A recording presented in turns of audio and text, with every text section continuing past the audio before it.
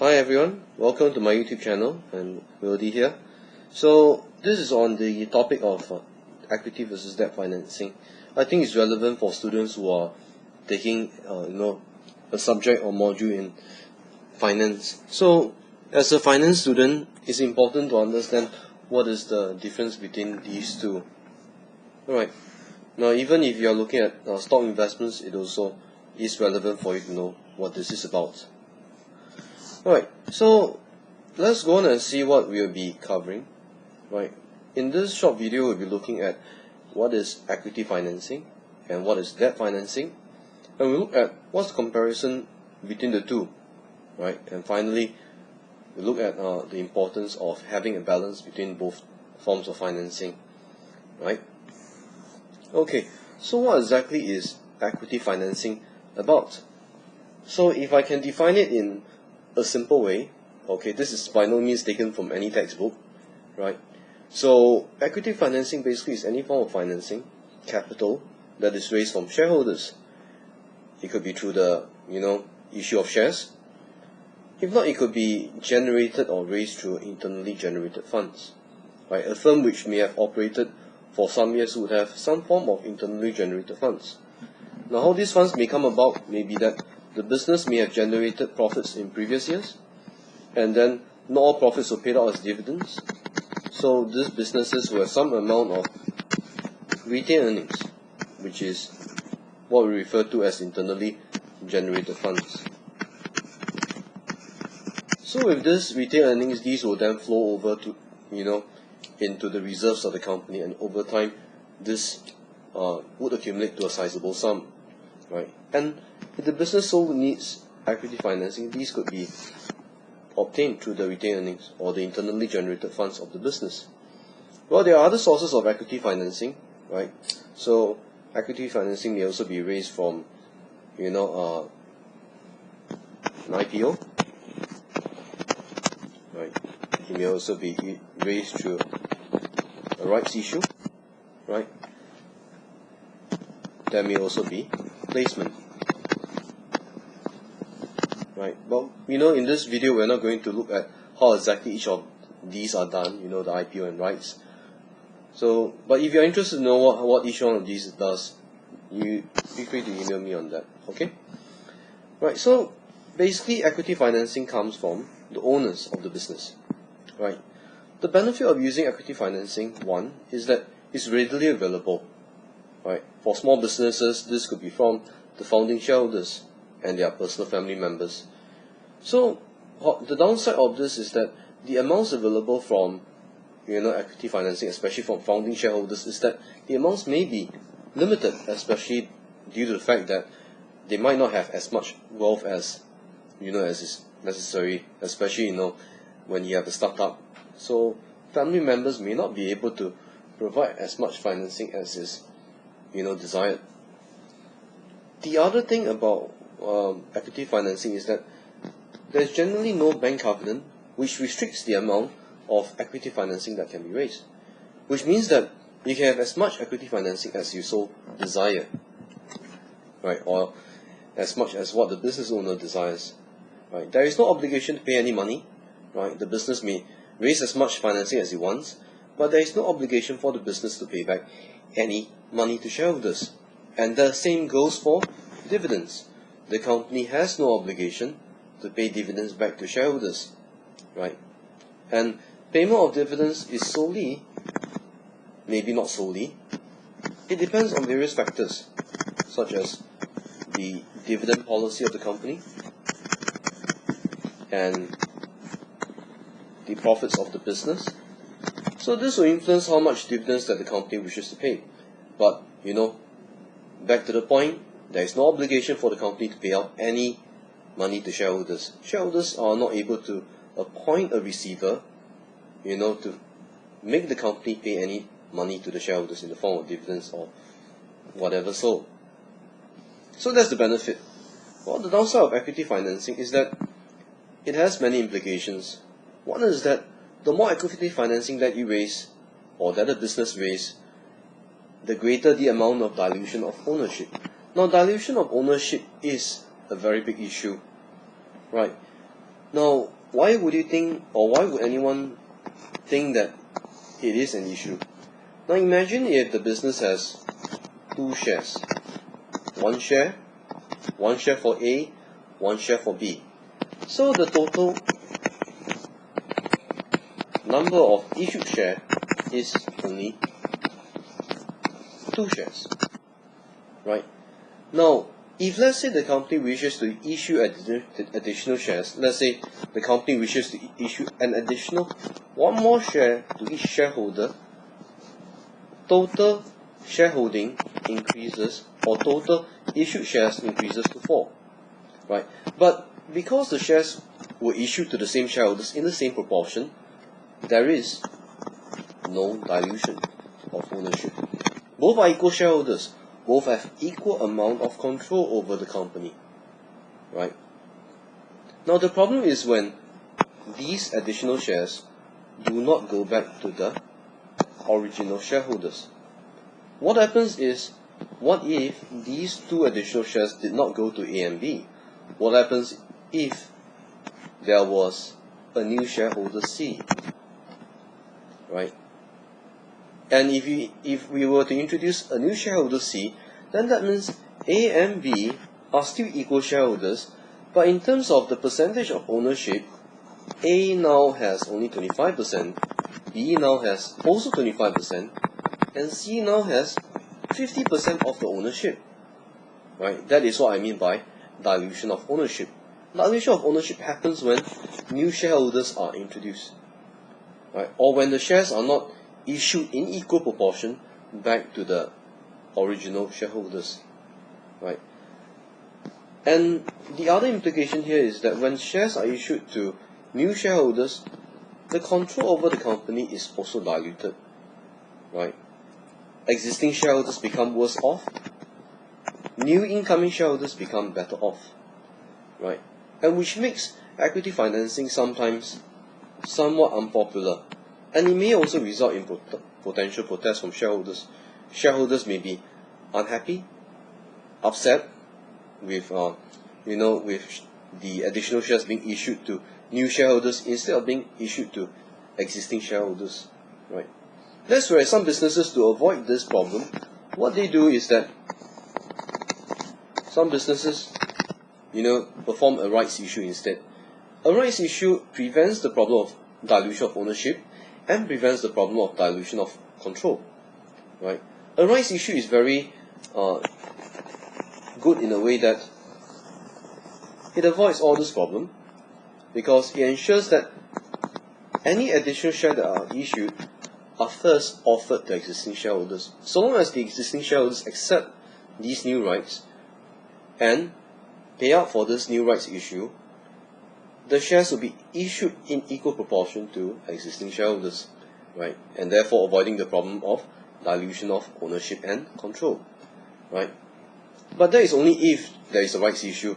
If there is IPO, if there is a placement where shares are issued to new shareholders, then there will surely be some extent of dilution of ownership and control. Now, in addition, there will also be dilution of earnings per share. Now remember, the more shares being issued, that will surely depress the earnings per share. Right? The more shares there are, the worse or the lesser the amount of earnings per share. Right? Now from shareholder point of view, from their point of view of the company as an investment, it's surely not very pleasing to know that the earnings per share has been diluted just because there is additional share issue. Now of course, since there is a dilution of earnings per share, the dividend return per share would also be diluted. Right? And fact is that the amount of dividends that can be paid to shareholders depends on the amount of earnings per share. So the lesser the earnings per share, the lesser the dividend return. So shareholders definitely would not be very happy, again once more, about any additional share issue, especially if these new shares go to new shareholders. For listed companies, it's even more of a concern because there is further downward pressure on share prices. Share prices would tend to be pressured downwards because of rights. Rights create more shares and therefore depressing share prices. So is it true that equity finance is a must avoid option? It depends, right? We'll discuss more on that. Let's have a look at debt financing. Debt financing, okay, in contrast with equity financing, right? Debt financing refers to any sums borrowed. It can be from bond issue, it can be from loans and mortgages provided by banks, right? So the key word is, it is anything borrowed, right? Now debt financing is generally quite a good way of raising finance, aside from approaching the shareholders. The good thing about debt financing is that it avoids the sensitive issue of dilution of ownership and control. So shareholders would surely be unaffected by debt financing, right? And due to that, it's unlikely that shareholders would protest, and we also believe that, or even in textbooks, some textbooks even add that debt financing is generally cheaper than equity finance. One reason is due to the fact that interest is tax deductible. However, dividends are not. So, in a way, because of the fact that interest is tax deductible, that reduces the cost of debt finance to a business. Now, debt finance is also preferred because it allows a business to take advantage of leverage. Now, what do we mean by leverage? When we say leverage, it means that the business is able to make use of whatever equity from shareholders, and then perhaps be able to borrow some money from the banks or investors, and therefore increase the amount of capital employed available. That is what we mean by leverage. Now, leverage is efficient because in cases or situations where the amount of equity is extremely limited, the business is able to raise much more debt finance depending on whether the banks, are willing to provide the financing. So it makes it convenient for businesses to up the amount of available capital within a short span of time. And of course, at the same time, avoiding the issue of dilution of ownership and control, right? Leverage has its own downside, right? It is a double-edged sword because it could work for the better of the business, and at the same time, it can work towards the downfall of the business, right? Now, it has its own limitations, right? Although, if a business is able to raise debt finance, we have to also take into account that in all cases, is it so convenient to raise debt finance, right? For many businesses where there is an existing debt covenant may stop a company from raising new debt finance until existing ones are paid off, which is quite a concern, because if you wish to double the amount of debt financing so that you have more capital on hand, then you might be restricted from doing so because the existing debt covenants may say no, you have to pay off the old ones before you can start to take on new debt finance. Existing debt finance may also restrain the business from taking more debt finance by implementing restrictions such as the requirement to maintain certain financial ratios, such as gearing ratio not allowed to exceed a certain percentage, which is truly bad news. Because if a business is highly leveraged and then it wishes to borrow more, there is no way it can borrow more at all. No way, right? And higher debt finances generally will lead to additional financial risk, which is faced by equity holders. Equity holders will definitely, start to get concerned and will be very concerned about such high levels of debt. And therefore, also resulting in higher costs of equity. Reason being that equity holders would perceive this additional risk as, as being fitting for them to ask for higher required rates of return. All that, when all debt, principal and interest have to be repaid when due. Unlike equity finance where, if the business is not doing well, dividends need not be paid.